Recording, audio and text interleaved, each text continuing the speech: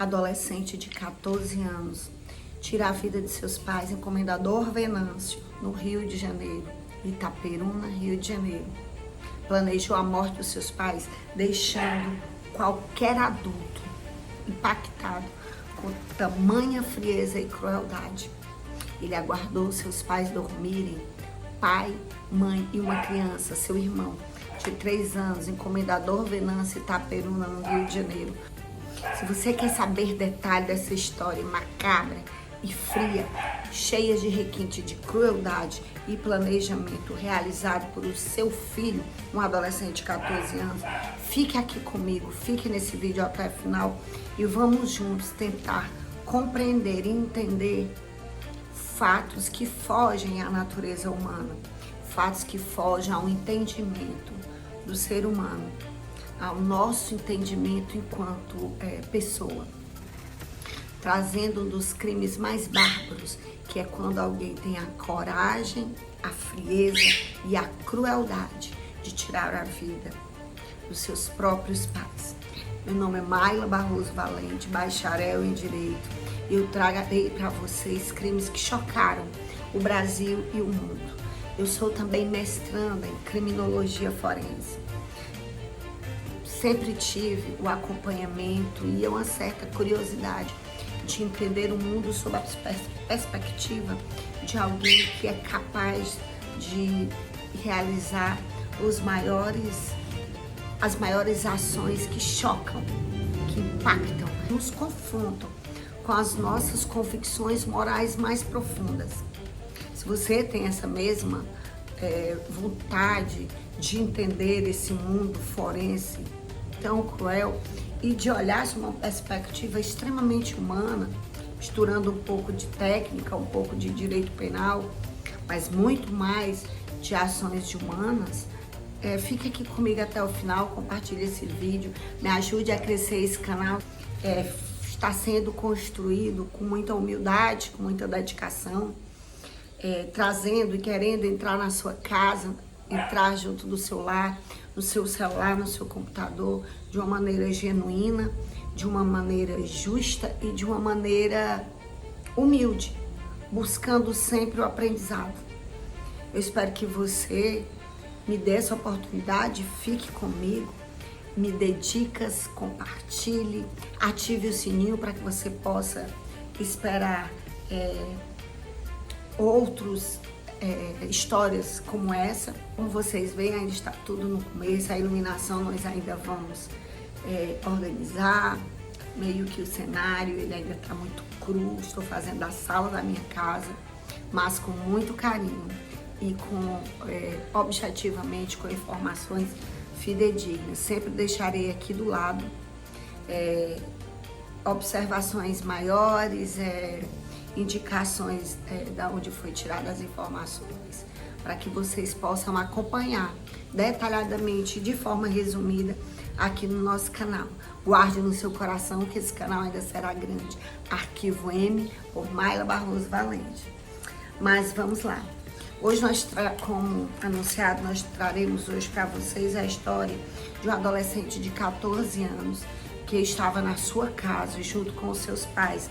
Antônio Carlos Teixeira, de 45 anos, enfermeiro, ele era também autorizado para uso de arma como colecionador, que era o conhecido CAC.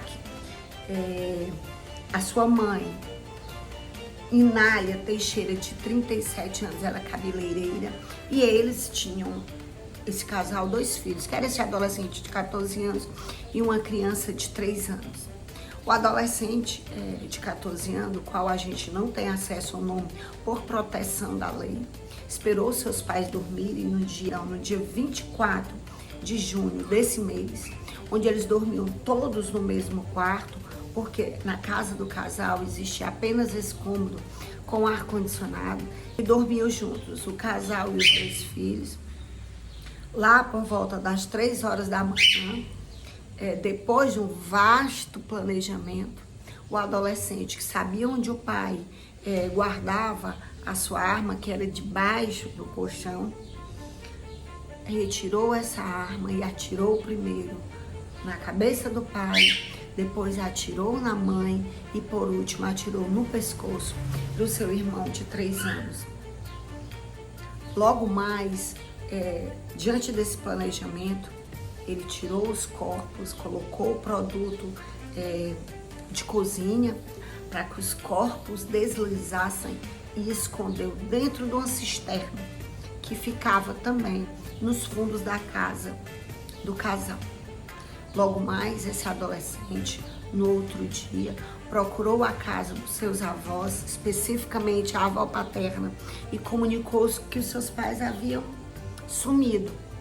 Tinham levado o seu irmão, de 3 anos, que tinha se machucado num acidente doméstico, se cortado com vidro, que tinha mastigado por acidente, coisas de criança, onde a criança havia sangrado muito e eles levaram essa criança para o hospital. Lá, os pais e a criança não haviam mais voltado para casa e esse adolescente estava pedindo ajuda à avó.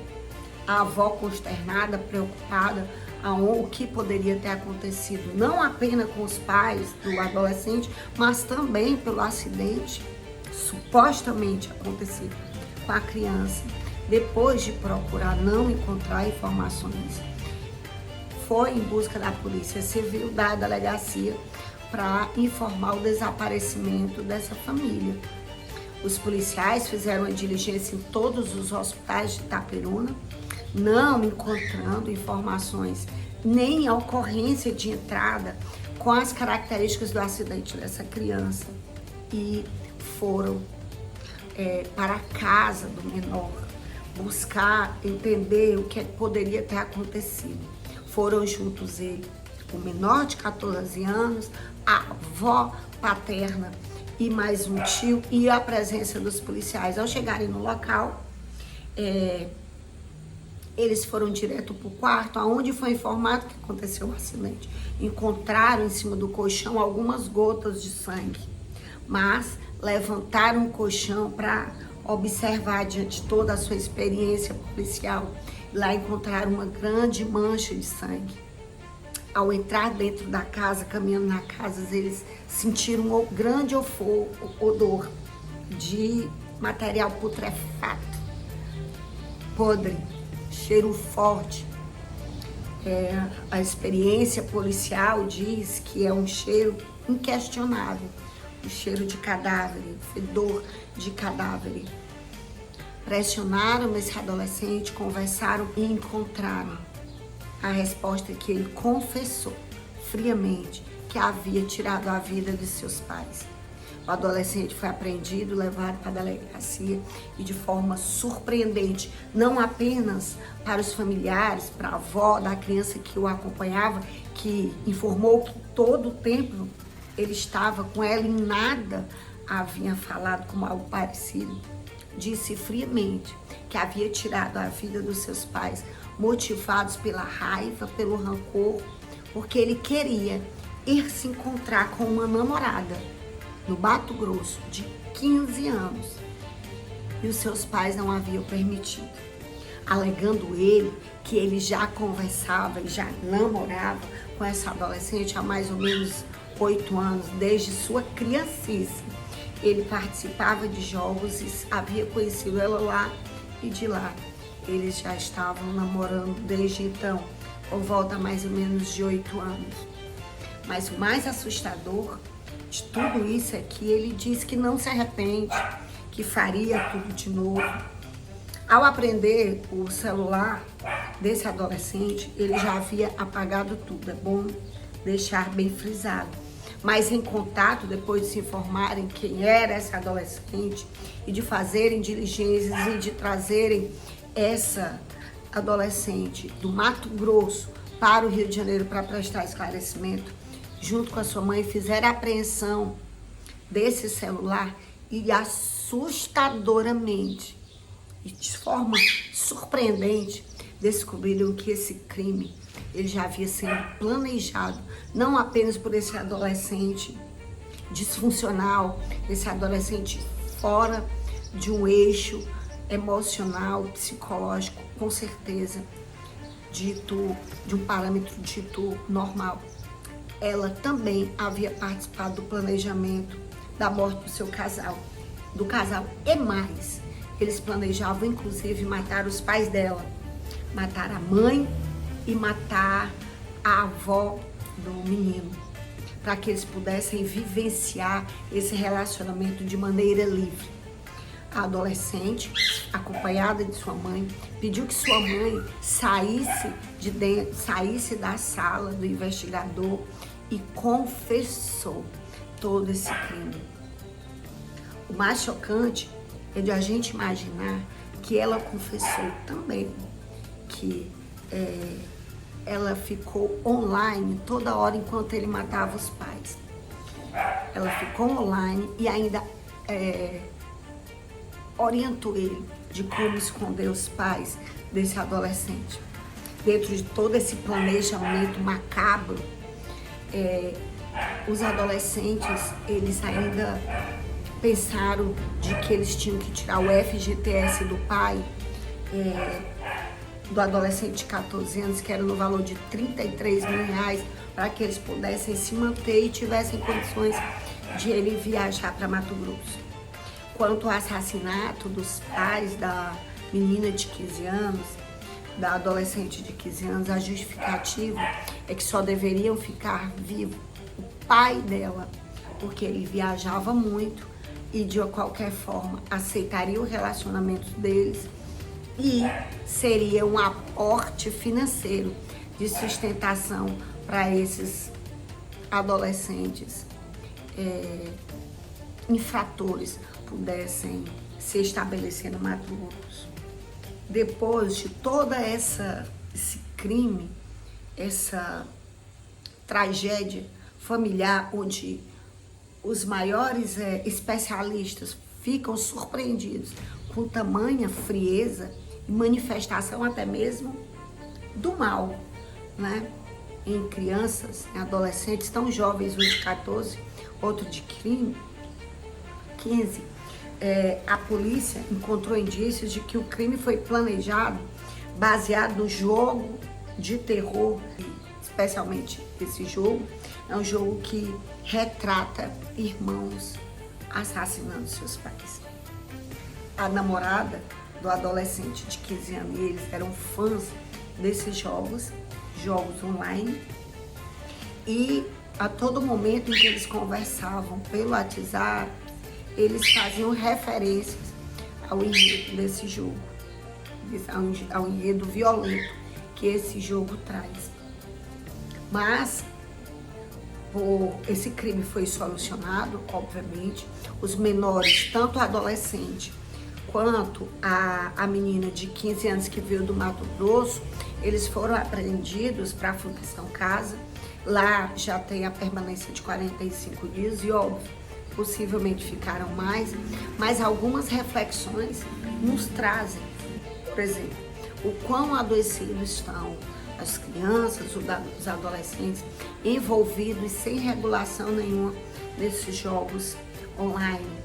O acesso sem nenhuma vistoria pelos pais à internet. A internet, sem sombra de dúvida, é um grande achado, uma grande evolução da tecnologia que não deve de forma alguma ir mais embora. O seu progresso nos trouxe, evidentemente, grandes ganhos e acesso a nível mundial de conhecimento, de cultura, de diminuição de fronteiras, isso sem dúvida. Mas há mentes que estão completamente em formação. Quanto é que nós não podemos deixar as nossas crianças sem nenhum tipo de acompanhamento pela internet? Claro que por mais que a gente pense, é inadmissível moralmente, neurologicamente, que um ser humano se comporte dessa forma. Em algum momento, em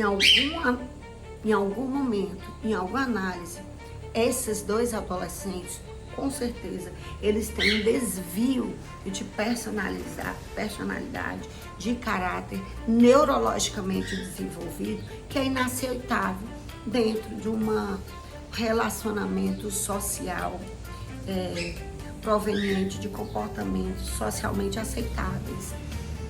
Mas Será se a internet, esse acesso ilimitado, não avançou esse comportamento? E será se dentro desse comportamento já haviam sinais e os pais não percebiam?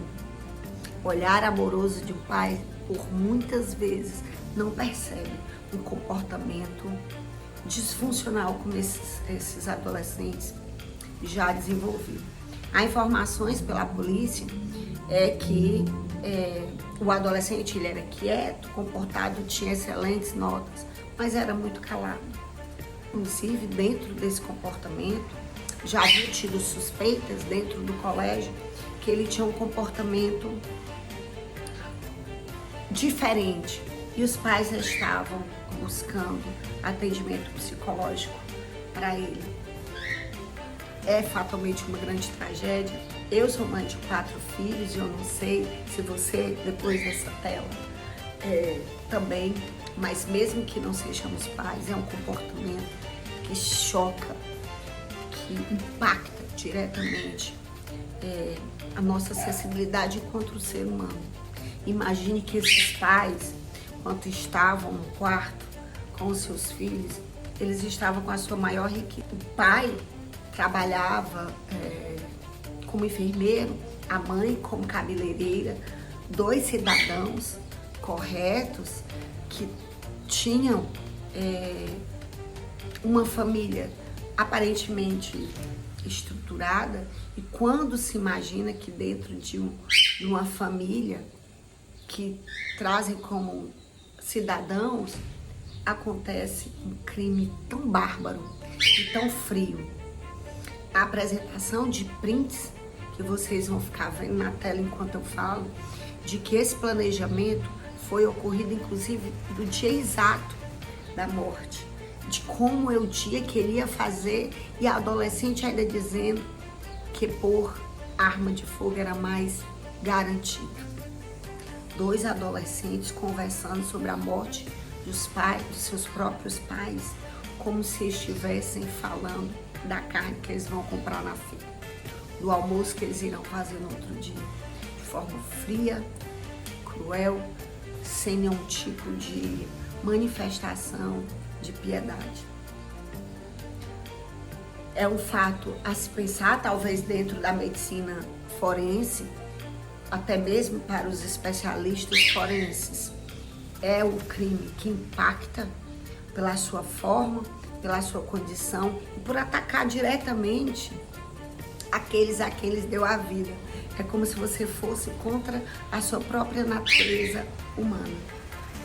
A gente torce para que a medicina evolua de uma tal maneira em que e a cultura das pessoas, a identificação de sintomas aconteça de maneira prévia para que isso não venha a acontecer, né? Se você se interessou por esse crime, se você gostou dessa apresentação da história desse adolescente de Itaperuna, fique aqui comigo para outros vídeos, ative o sininho, coloque aqui os seus comentários, o que você acha, ou quais são os elementos que você acredita que influenciaram esse caso, ou se é mesmo só a maldade humana. E vamos juntos transformar o Arquivo M num grande canal de análise criminal. Fique aqui comigo, boa sorte, Deus abençoe. Meu nome é Mayla Barros Valente, não esqueça, coloca aí no seu caderninho para você seguir, para você acompanhar. Beijo no coração e até a próxima.